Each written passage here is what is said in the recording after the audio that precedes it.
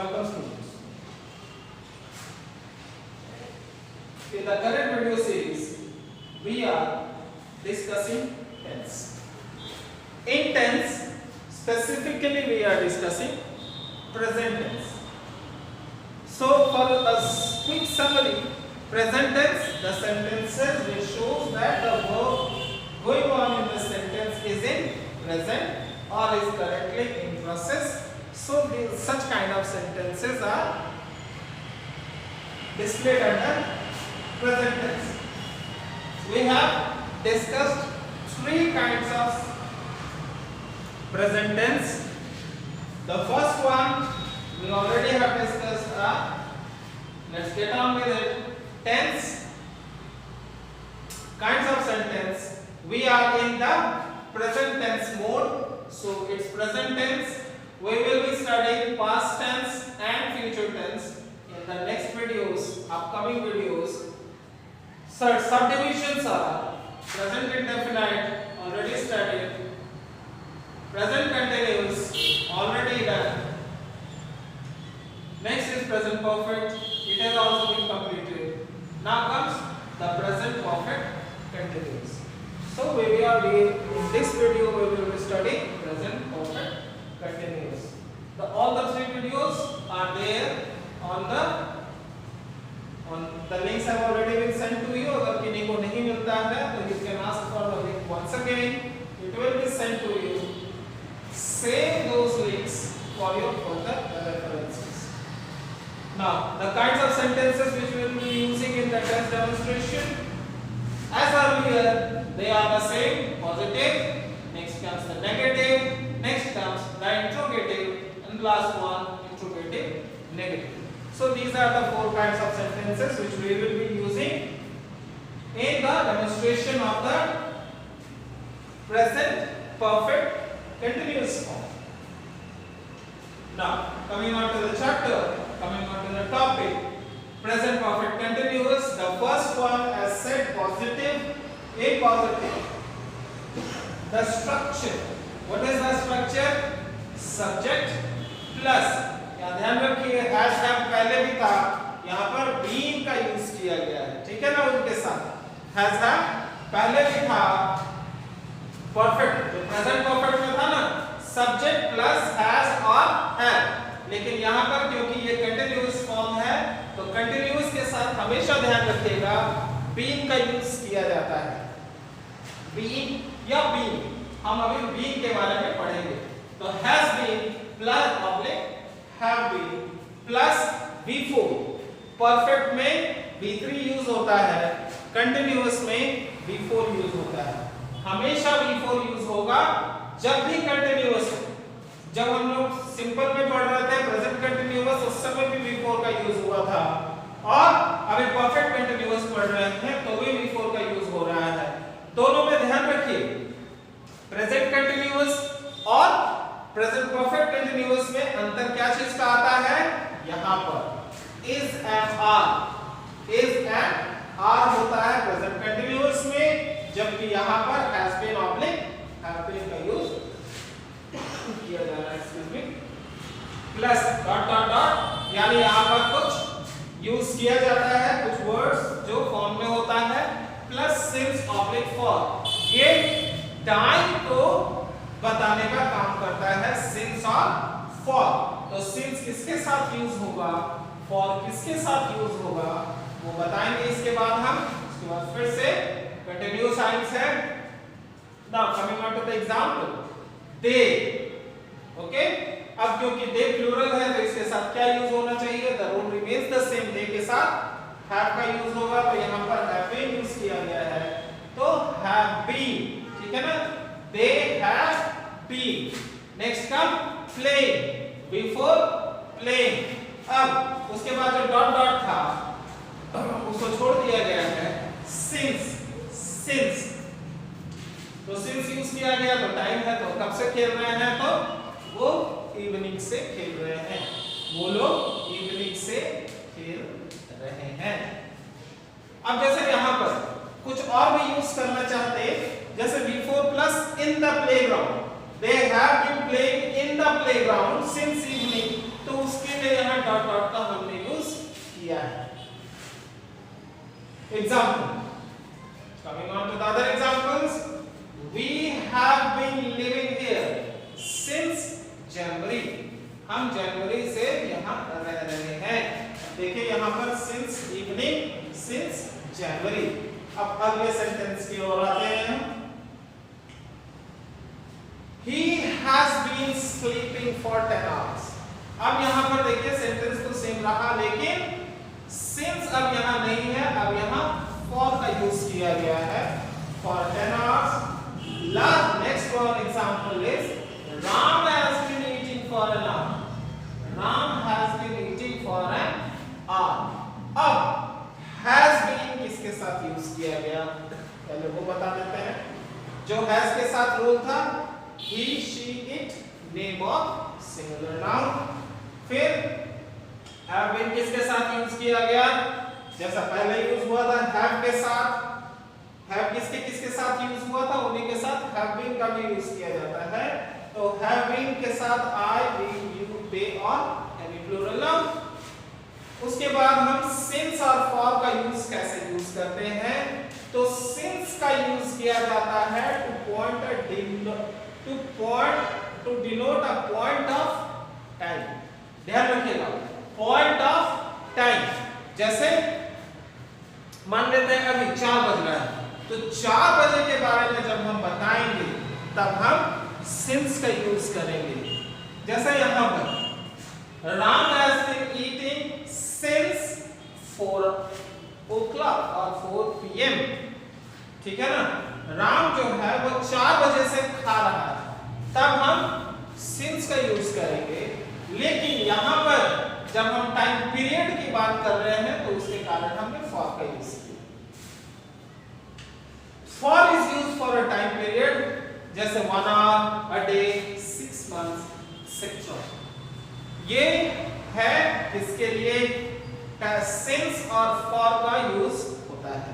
तो since का use हम फिर से एक बार बताते हैं। since का यूज कब किया जाता है, जब हम point of time के बारे में बात करें। point of time क्या होता है, जैसे मान लेते हैं कि आप एक सेंटेंस बोलते हैं, उस सेंटेंस में आप कहते हैं कि मैं सोया हुआ था।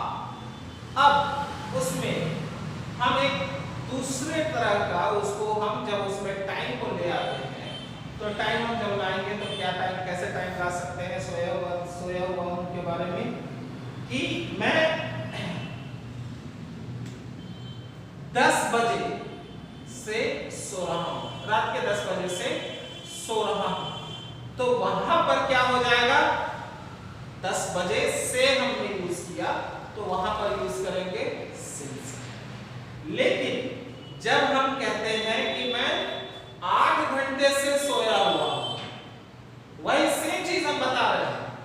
अभी मान लेते हैं सुबह का 6 बजा है, तो रात 10 बजे से कितना हुआ, 8 घंटे हुआ। तो अगर हम 6 बजे के बारे में बात कर रहे हैं तो हम क्या कहते हैं, पहला सेंटेंस हम क्या बताए थे कि हम 10 बजे से सो रहे हैं, इसका मतलब हो गया वहां पर since का यूज करेंगे।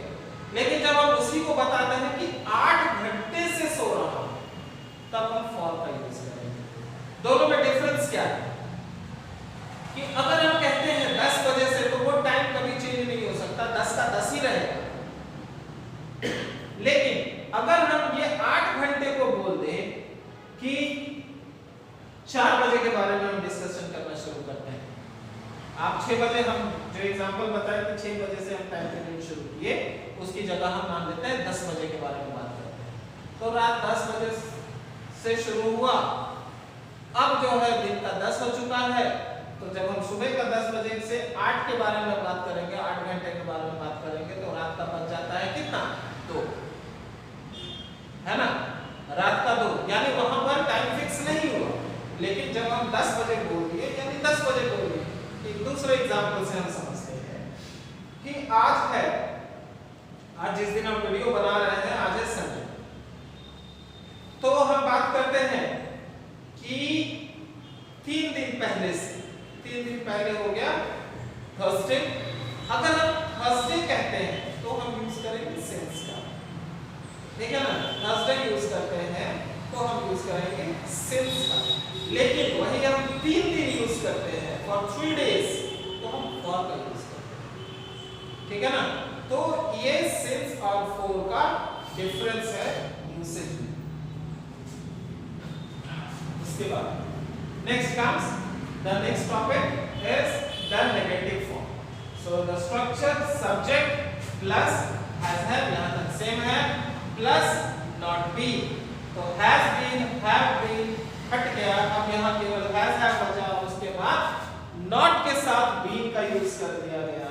उसके बाद structure remains the same, before plus punctuation plus since plus example they have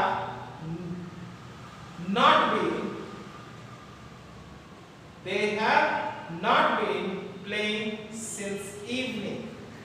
They have not been, लेते हैं हम लोग थोड़ा फिर से देख लेते हैं, वहां पर थोड़ा सा एरर आ गया था। सब they plus have plus not been, ये छूट गया था पिछले बार में। They have not been playing since evening, वो लोग इवनिंग से शाम से नहीं खेल रहे हैं। Other examples, we have not been living here since January. He has not been sleeping for 10 hours. Ram has not been eating for an hour. तो वही has been इसके साथ यूज हुआ, have been इसके साथ यूज हुआ, since is used to denote, ये जो पिछले वाले में स्लाइड में था वही सेम है, इसको एक्सप्लेन कर चुके हैं। Now comes the next kind of sentences, the interrogative, जो पहले हो रहा था has have सब्जेक्ट की जगह चलाया, सब्जेक्ट has have की जगह चलाया, तो वही हुआ है, दोनों ने प्लेस इंटरचेंज किया और उसकी जगह फिर be अपनी जगह पर है, plus before plus since for plus question mark. ये ध्यान रखना है, इंट्रोगेटिव मतलब क्वेश्चन मार्क लगेगा। Example, have they been playing since evening, क्या वो शाम से खेल रहे हैं। Example, have we been living here since January, has he been sleeping for 10 hours, has Ram been eating for an hour। ये जो हम बता चुके हैं इंट्रोगेटिव में क्या हुआ, सब्जेक्ट से पहले has और have का यूज किया गया, वर्ब स्ट्रक्चर में किसी तरह का बदलाव का जरूरत नहीं। Next is the interrogative negative kind of present perfect continuous sentence. Example, has have plus subject plus not been plus before plus since for plus question mark। Example, have they not been plus before playing plus since plus evening, have they not been playing since evening। Next is other example, other structure, जो यहाँ पर not हमने पहले भी combine किया है वैसे ही not यहाँ पर भी कंबाइन होगा, hasn't, haven't। अब क्योंकि not यहाँ से हट चुका है तो उसकी जगह केवल been आता है, hasn't, haven't plus subject plus been plus before plus since for plus question mark। इसी सेंटेंस को हम इस तरह से मॉडिफाई करते हैं, तो have के साथ not कंबाइन हो गया तो haven't हो गया, they है, been आ गया plus playing plus since plus evening, haven't they been playing since evening। Other example, have they not been living here since January, hasn't he been sleeping for 10 hours, hasn't Ram been eating for an hour।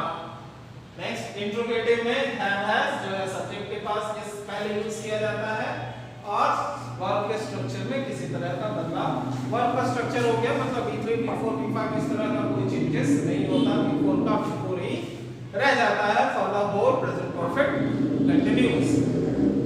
सो यहाँ पर ध्यान देने वाली बात यह है कि आप जब भी इसको पढ़ते हैं तो टेंस को आप शुरुआत से थोड़ा थोड़ा करके दिमाग में लाना शुरू कीजिएगा, तो याद रखिएगा, तो आपको बाद में आसानी होने लगती है। जैसे हैज हैव का यूज पहले भी हो चुका है, तो उसके लिए यहाँ पर रूल चेंज करने के या यहाँ पर रूल में कोई बदलाव नहीं हुआ। हैव का यूज कैसे होगा, दे का यूज कहाँ होता है, बीन का यूज पिछले वाले में कंटिन्यूअस में हमने किया, तो यहाँ पर भी वही सेम बीन चल रहा है। तो इस तरह से ये सारी चीजें हमें एक बार हम याद कर लेते हैं तो बस थोड़ा थोड़ा मॉडिफिकेशन होता है और उसको हम आसानी से याद करके रख सकते हैं, आपको परेशानी नहीं होगी। ठीक है, तो आज के लिए इतना ही। Thank you.